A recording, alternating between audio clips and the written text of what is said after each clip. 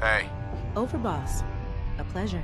Shank said you might need some tools to ease relations with the people of the Commonwealth. Well, you've come to the right place.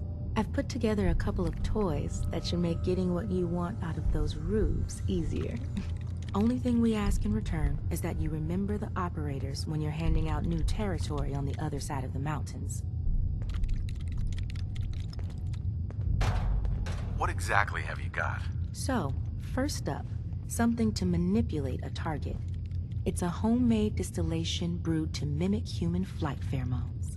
Toss one of these grenades at the feet of your target, and convincing the wary settler suddenly becomes a much simpler affair. Now, to function effectively, I had to make the formula precise. So it's not going to work on people in any of the big towns like Bunker Hill or Diamond City, nor on caravanners. But for your purposes, hitting settlements out in the Commonwealth, it ought to give you a serious edge.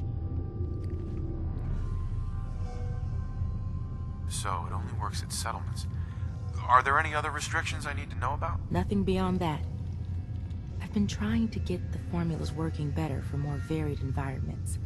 But for now, the current brew should serve. Take any advantage I can get. Well, this should give you one. Here.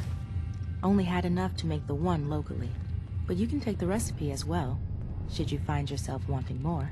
So, the other trick up our sleeve is a little more broad spectrum than the grenades.